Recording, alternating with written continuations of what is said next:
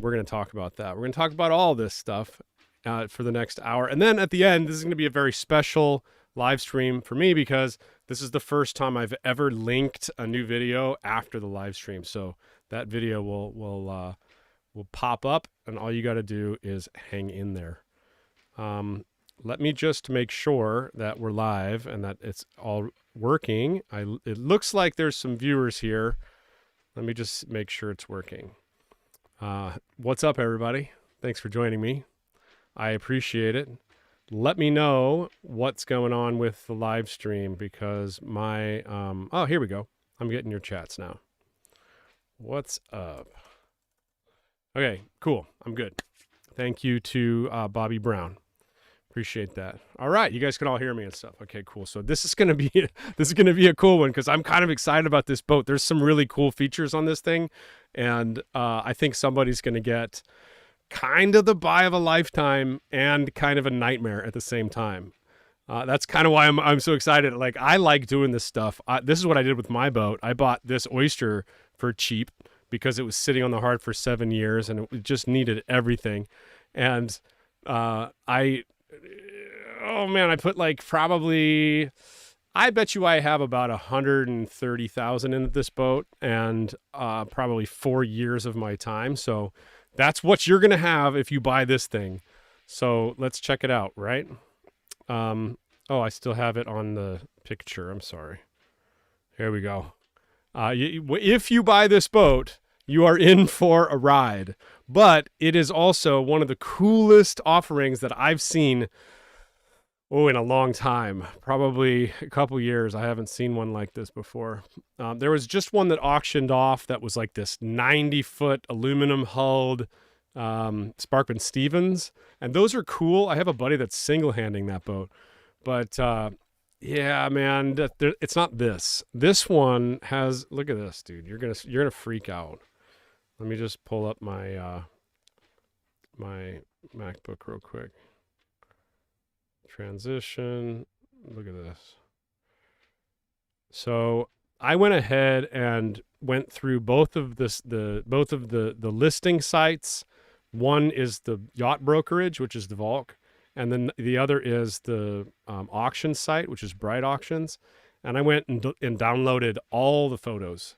So instead of going through here and waiting for them to load and showing you one by one, we're going to go through the photos that I've downloaded. And that way you can kind of get a feel for how I look at boats and what I consider a good boat. So anyway, this is the listing. It starts at $25,000. Euro. I'm sorry. Euro. It's lying in, the boat is in Ireland.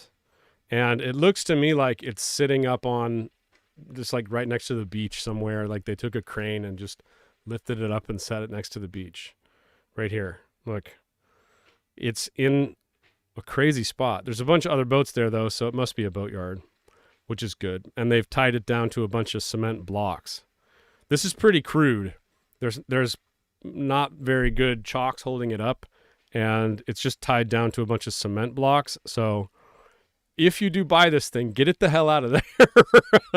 But I bet it floats, and it's got a bow thruster, and it's got a really cool design. Like the shape of this boat is bad. Okay, let's talk about it. I'm going to take a couple of your comments real quick. Rob says that 25K is a good deal. I'd purchase this boat. Right on, man. All right, so let's go back to the boat because this boat is crazy. Let's see. I'm going to transition back. I'm going to go to, oh, you know what I didn't do? Hold on a second. I forgot to add a screen that would let me see the pictures. So just give me a second. Here we go. And we're not going to start with this picture. Give me a second.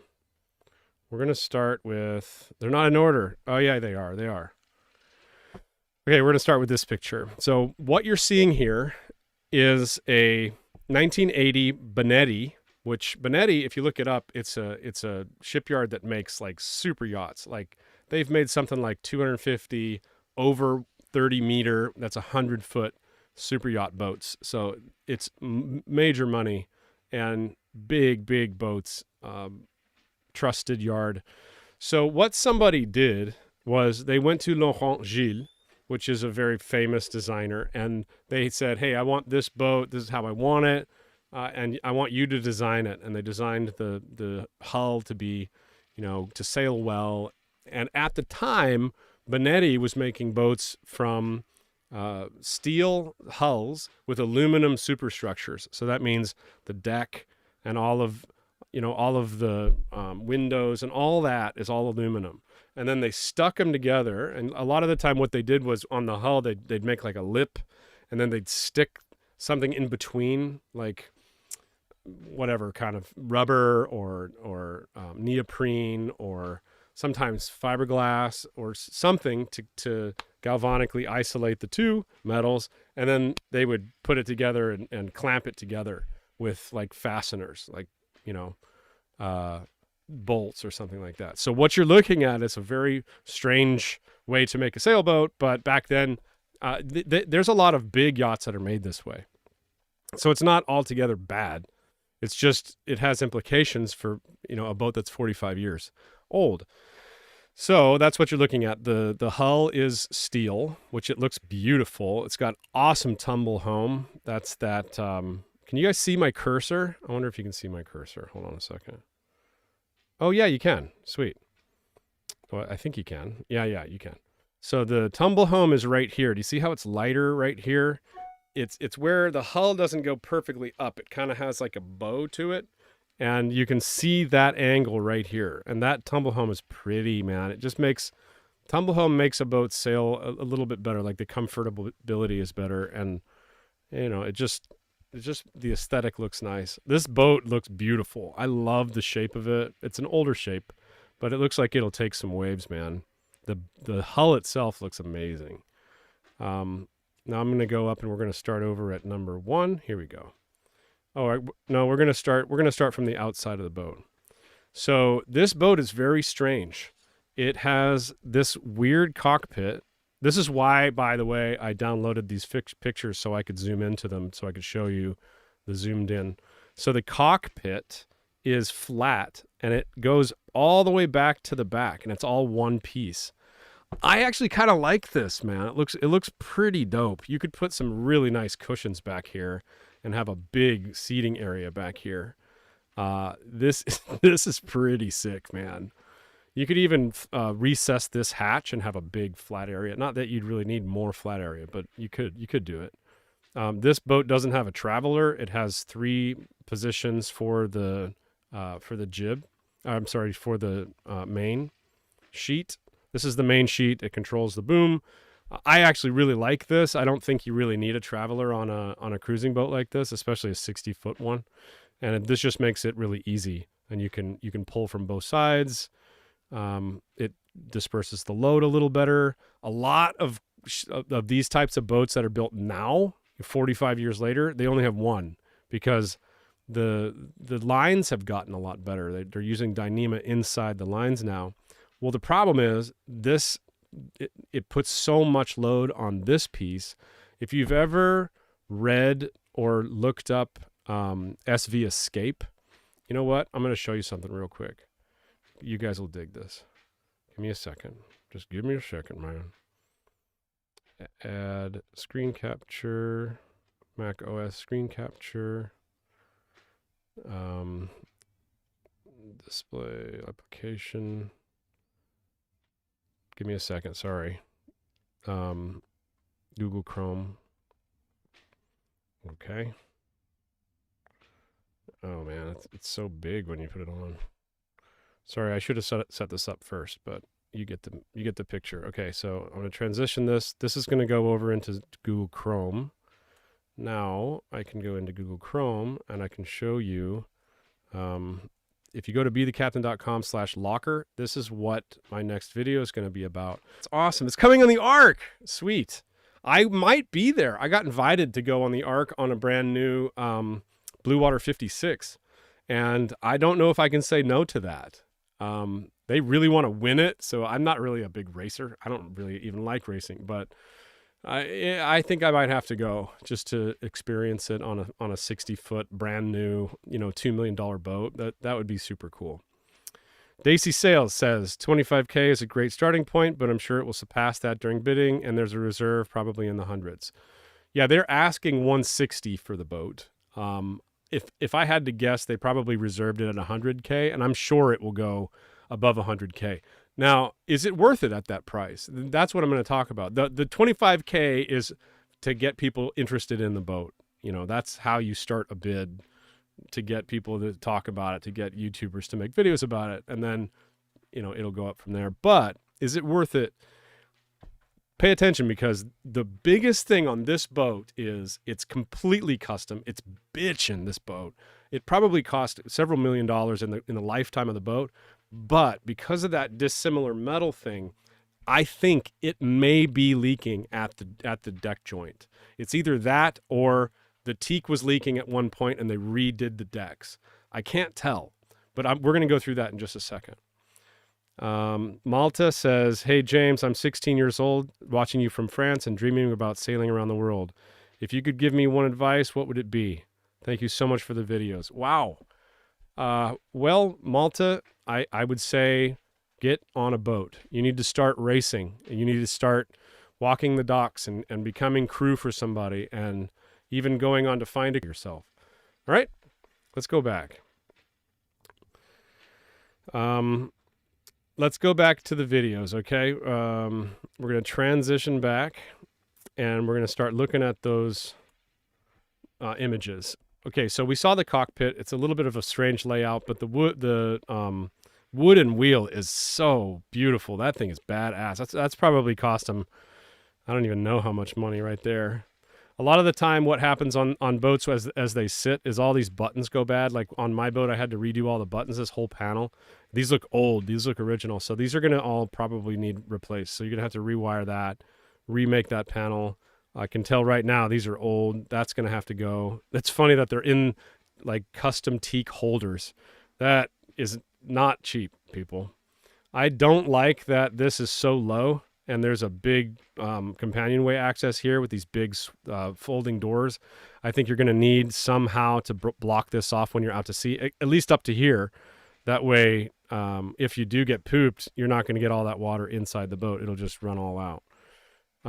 Not that it'll be easy to get pooped in this boat, but it can happen. It's strange to me that there's not a pass through here. There's not a walk through here. So I bet you this is a very, very safe boat when the Dodger's up. You know what would look badass on this boat is a custom aluminum Dodger. Whoa. If you could fit it under the boom, I'm not really sure if it'll fit under there. Yeah, there's not that much room, but oh man, what a pretty boat. Crazy. Anyway, this is the exterior shot of the boat. I love the shape of it. This is what I look for when I look for a boat, is the shape of the forefoot, how much forefoot is underwater, how much of this boat is underwater, if it's got a skeg, if it's got how the keel is attached, where the keel is in relation to the mast, how far forward the mast is it a cutter, is it a sloop, is it a slutter, is it a solent rig, how many spreaders does it have, is it a swept-back spreader or is it a masthead rig? Does it have a track for the whisker pole? And this one's checking all my boxes. It looks beautiful. It looks to me like this is the bimini for the back, which is cool. We'll have to look at that in a minute. But having a whisker pole on a track is key for going offshore. Having a cutter is also key for me for going offshore. This one's got a bowsprit too, which is also awesome. You can put a asymmetrical out here or a code 0 out here and just leave it. So this one can actually have 3 full-time furlers if you wanted. Yeah, I love the whole thing. The shape of the boat looks beautiful. The boom looks nice. It's at a good height. It's a masthead rig. It's not a swept-back spreader fractional rig, which is also awesome. My kind of boat. Here's another shot of the cockpit. So let's look at this real quick, because I'm trying to figure out how this teak is stuck down. First of all, whoever did these pictures, if you're watching this, why, dude? Why did you do this in the rain? Like, come on, man. We can't tell anything about the deck or the boat or the condition in the freaking rain. That's why you never see pictures in the rain. That was a dumb move.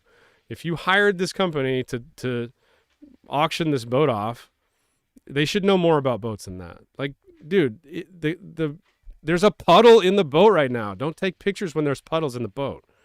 Anyway, I don't see, although because of the rain and the shimmer, I can't really tell that well. I don't see any bungs. So back then, I don't know if this originally was glued down. I don't think so. I really don't think so. I think what they used to do in the 80s, late 70s and early 80s, is they would screw it into the aluminum. And that would make sense as to why there's so much water damage in the boat. And I think that this deck might have been redecked at some point in the last, let's say 20 years or 15 years. I think so, because I can't find any bungs. I don't see any. Do you guys see any? I mean, there's a couple, but I don't see hardly any. Let me just keep going, and we'll keep that in the back of your mind, and let me know if you see anything. Here's the tumble home. You can see it a lot better from this view. This hull is beautiful. I mean, this is a 38-ton boat. It would be an offshore monster, and it's not too deep either. I think it's got a 2.5 meter. So that's what? That's like 8.5 foot. That's really not that deep for a 60-foot boat. So they didn't go crazy. Like I've been on a 47-foot boat with a 9-foot keel. That was a race boat, far designed Benetti, and ridiculously long keel. And we went through the Bahamas on that thing. You can definitely cruise on this boat. I I love the shape of it, if I haven't said that already enough. Again, here's the puddle in the cockpit. Thanks a lot for waiting for a nice day to take some pictures. But oh my God, this wheel is beautiful, man. This wheel is beautiful. These lines are done.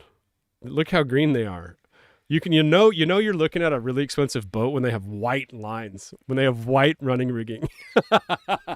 Nobody chooses white because it gets dirty really fast. You have to replace it. But these guys did because they have the money to do it. You better have some money if you're going to buy this thing. Look, even the stairs to access the boat are custom. Teak. Beautiful. What a boat, man. This is a beautiful boat. Okay, let's keep going. I don't see anything to point out. I think this track is probably for some kind of cover for this. Maybe a sunshade cover or maybe a rain cover or something. These open outwards, which is kind of cool. They lock here, but that's an old design, man. Nowadays, this would be a push button, which I do not like the push button stuff. It's got one cabin top winch, and it's got a winch farm back here. And they're a mixture between Lumar, Antal, and a Harken 3-speed motorized winch. It's got a nice boom vang. It's got kind of a Park Avenue boom, I think. I can't really tell from that picture. But the mast looks nice. The binnacle looks nice. This looks like a Vetus drive gear. That's nice. Everything looks good. Oh, here's the engine, maybe. Engine controls. By the way, the engine on this boat is crazy. Okay, this is image 6. We're going to come back to this. I'm going to show you the engine on this thing because now that we're talking about it. And then and we'll come back to the... Look at this engine. So this is a crap picture, by the way. Mr. I like to shoot in the rain. You can either shoot in the rain and take great pictures or take amazing... take shitty pictures and wait until the rain stops. You can't do both. But I can barely tell that this is a Caterpillar engine, and it's like a 300 horsepower Caterpillar engine, which is ridiculous to have on a boat. I mean, 38-ton boat or not, this is probably what they used in Benetti, and they're like, yeah, we got an extra Caterpillar engine laying around. That's what I would put in it. So they put this ridiculous engine in it. If you had to replace this engine, it would cost a crap load of money. I bet you this is I'm going to guess $60,000 engine, probably more. It's probably between 60 and 75,000 for a replacement. That's just the engine. That doesn't include anything else.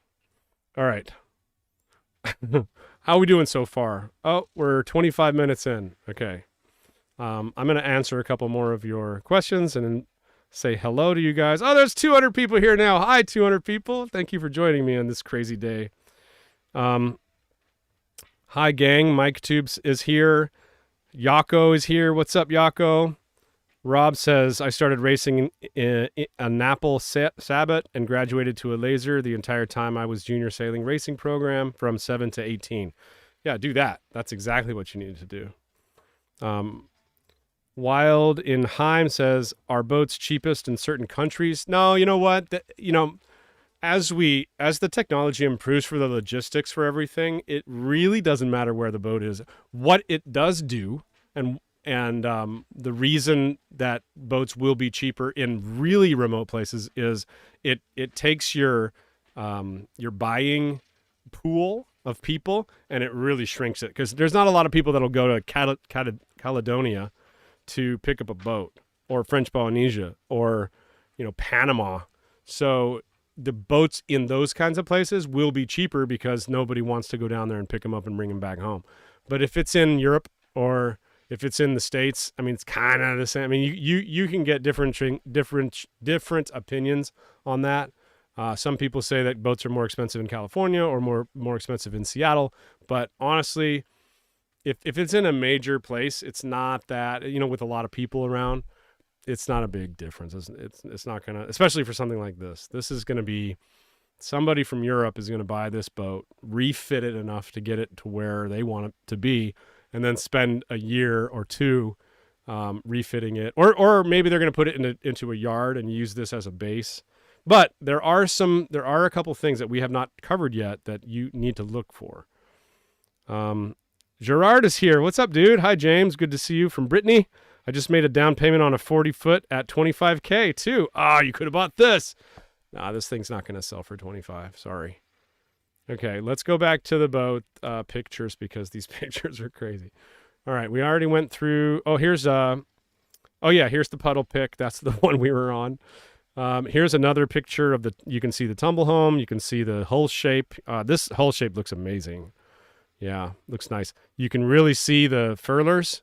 I've never seen these furlers, by the way, so I think they're original and they're hydraulic, and they might be a pain in the padded booty. So these are definitely going to have to be rebuilt, and maybe you can find parts and maybe you can't. I don't see a manufacturer on this, and this was built the same year I was born, so I don't know about this. I would say you're probably going to have to switch these out, would be your best bet. But when you get a boat like this big, with sails this big, Steve gave Anna $100. I will absolutely give him that. I mean, it's Canadian dollars, so it's only like $35 US. But yeah, that's so sweet of you, dude. Right on, man. Thank you. I appreciate that. And Rob says, my new favorite boat for world cruising is the Naiad 441. I love Naiads too, man. They're really pretty dope boats. Dorad's missing too. Can't see it in the vid because you're in the way. Oh, I didn't even realize that. Yeah. So the Dorads are missing. You could do a video about baby proofing a boat. I've got a daughter as well. She's turning 2 in December. Hey, congratulations. I love my daughter, man. She is the best thing that ever happened to me. I love that little stinky thing, dude. Fox bodies from the 80s. Okay, cool. Yeah. All right. Let's keep going. We've got about 24 minutes left before we are going into the other video. So there's plenty of time. Transition. Yeah, we're going to call this the Fox Body Badass Custom Boat. So when they designed the hull, they didn't do it too deep. This is also, you never have to worry about this hull falling off because it's all welded on. It's all one piece. Same thing with the skeg. Same thing with the rudder. This is a bad mofo boat. I bet you this is going to sail like a dream. I really like the deck layout. I love the Franz windlass. I think you're either going to have to make sure you can source parts or buy new ones of these, the hydraulic furlers. Not a big deal. You can retrofit Harken hydraulic furlers on here, no problem. I'm going to kind of go through a little faster. I don't know what this is. Oh, I bet you that's for the passerelle. I bet you that's a passerelle in there, the little stepper walker thing that you walk onto the boat with. I think that's probably an integral one, which is super cool. I wonder where it goes, into the lazarette or something, and like the aft cabin's here. This is crazy, man. I'm not used to reviewing like mega yachts like this. this is super cool. It doesn't have a sugar scoop transom. You know, this yacht today would absolutely be built with a sugar scoop transom, but this is how yachts were built back then. It would be a concession for you. These hatches are really nice. These, I think, are the Goit hatches. If one of you guys knows better, you can correct me, but these are very good hatches. Big old huge springs on the back. That probably would not be able to be purchased now, and it's a funny shape. At least it looks like that from the picture. So this one might be a problem. That hatch might be a problem. And I see some tape around it, maybe. Maybe they were trying to refinish the wood, or maybe they were trying to reseal it somehow. So that's a bit of a red flag for me. I'm not a huge fan of the ass end of this boat. I don't know how much it would cost for somebody to come in and like make this into a sugar scoop. Probably a crap load of money. But I really do love the whole hull shape. It's beautiful. So it looks like it's got a little gimmicky radar arch thing here, and then a bimini here for the aft part. I would get a whole, in my opinion, you should have renewable energy. Back in the 80s, they didn't put any renewable energy on boats. So I would have a big solar arch here. You could fit probably 2,500, 3,000 watts of solar on this boat, no problem. It's got a split backstay, which looks like it's not tight, which is another red flag. You'd have to make sure there's no damage to the mast or anything like that. This looks a lot like my Oyster. It's got a little eyebrow. It's got non-opening windows. I'm pretty sure those are non-opening. I'd have to look from the inside, but I actually kind of prefer that because my windows in this boat, they leak all the time. They just always leak. They leak right now. It's impossible to keep an opening window from leaking. With a non-opening window, you can glue them every couple years and they don't leak. This is a little weird, the way that they set up the mast base, but I kind of like it. It's having this 90-degree bend in it is, yeah, it's fine. I don't mind it.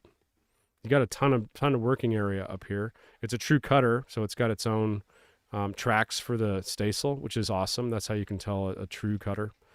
I really do love that. And then it's got some, instead of having the opening windows here, it's got some opening hatches here. I would flip these around so they open in front, so it catches all the wind.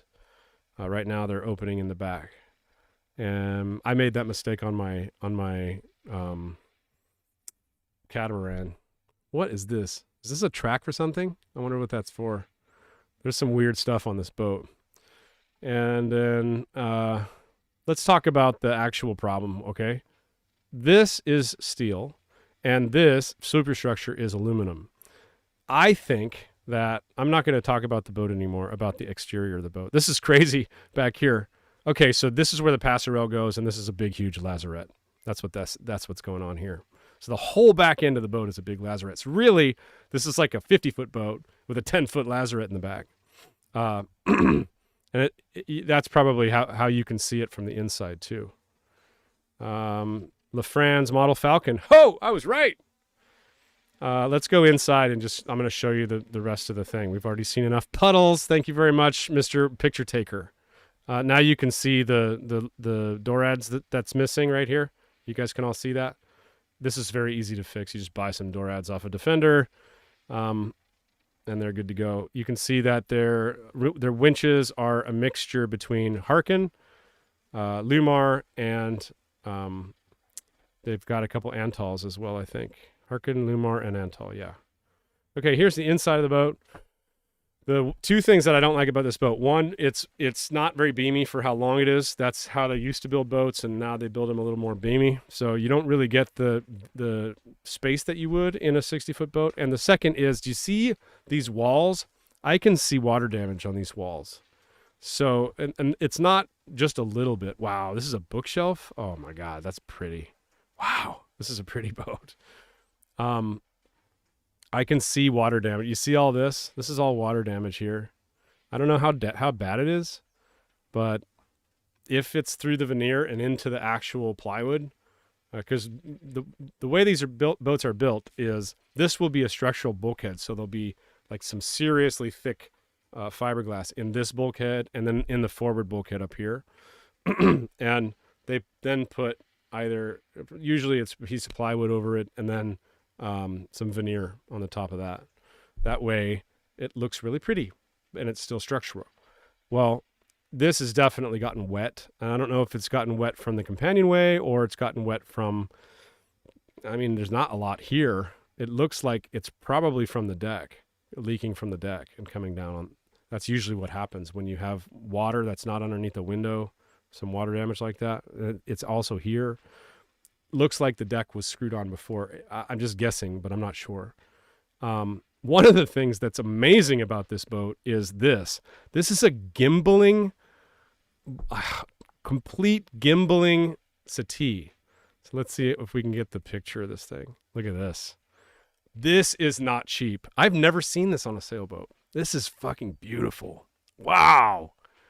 It's got a counterweight at the bottom and it gimbals the entire table.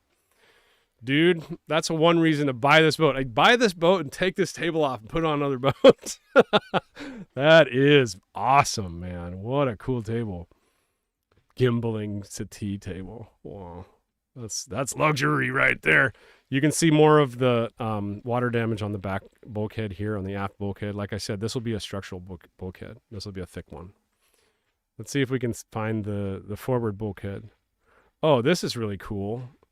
The galley is down here, and this is like this really nice table. I imagine there's probably booze in here with marble accents and a freaking whale. This is crazy. What a waste of space. But wow, it's pretty. One of the things to note that you can see on this boat is it's got a whole bunch of old, this is a very old switchboard system for 12 volts. And I actually really like it because this would be super easy to change out.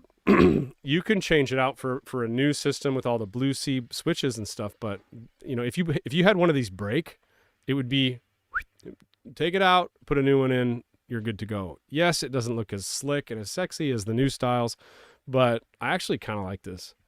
I really like the custom tape job with all of the things written on it that they actually go to.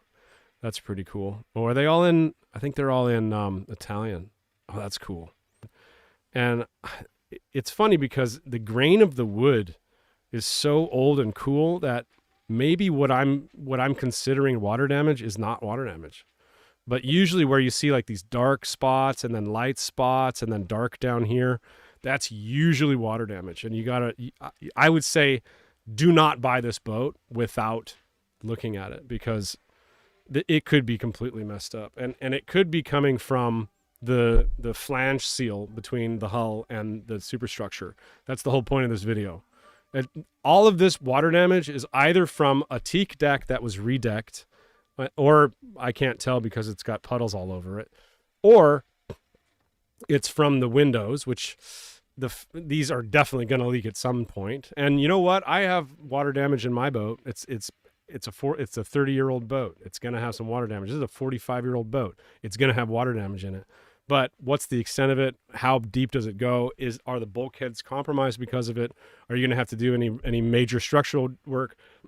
And more importantly, is that hull to deck joint leaking? That's the big problem with this boat, because you know that is a problem with those big, huge motor yachts. If you look it up, that is if you get a boat that's built from steel with the aluminum superstructure, the galvanic erosion is almost impossible to keep at bay, right? So that, you know, the whatever they put the substrate in between the two on the lip flange seal will erode over time and degrade over time, and then they'll touch each other and then they'll start degrading and then they'll start leaking. And sometimes you can just strip it all and add some sealer and you're good to go. And sometimes you got to take the whole thing off, which is pretty much impossible on this boat.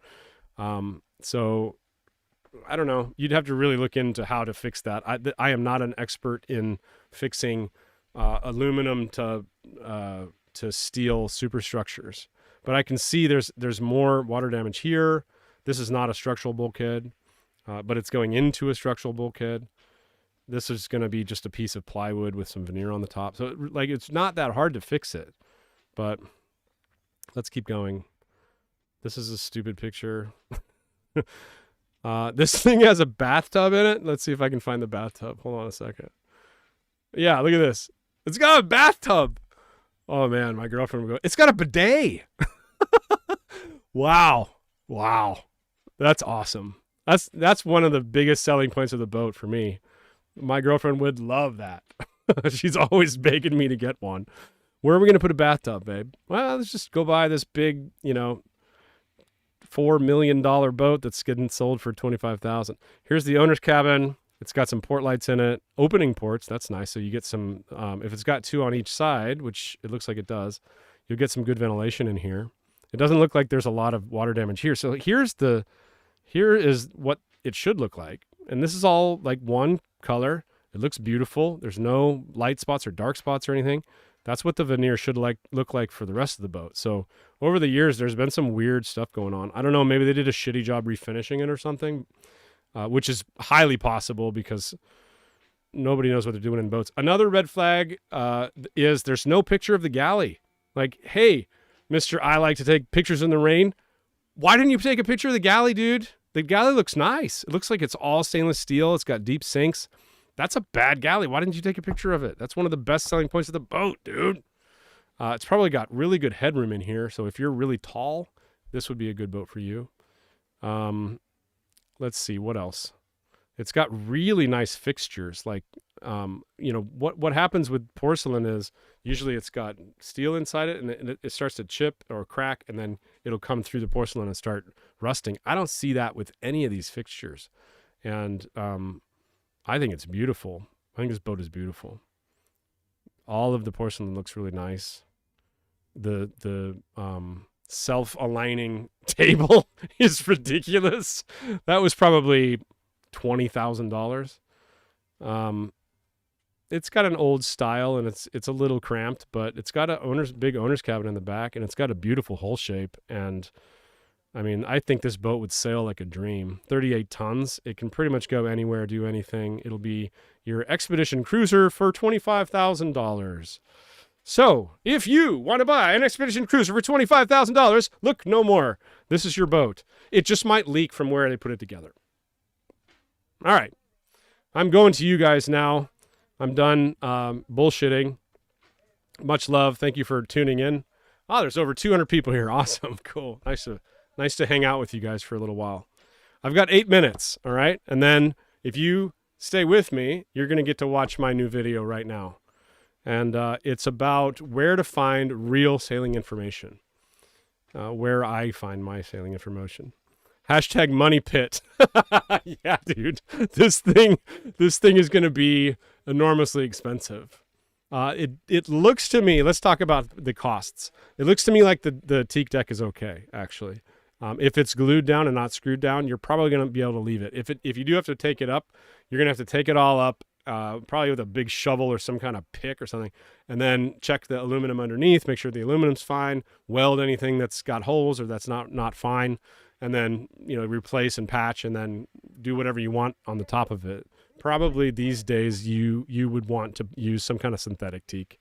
Everybody's using synthetics now because they're so good. They're much easier to handle than teak. They take the UV better than teak.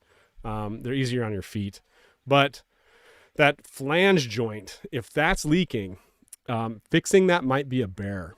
You would never separate the boat. That's impossible. What you would do is you would strip everything and you would maybe cut around some things and try to insert some sealer in there for when the boat moves again so that you wouldn't have to have any water leaking in. I'm not exactly sure how to do that. You'd have to do some serious investigation into that. But everything else needs to be updated. The plumbing system, the fuel system, the engine probably needs to be overhauled. The electronic systems, the battery systems, every single system on the boat, probably the refrigeration systems, that all needs to be updated. So you're looking at, I would guess, about $100,000 right when you buy the boat. Like, boom, that's what you need to spend.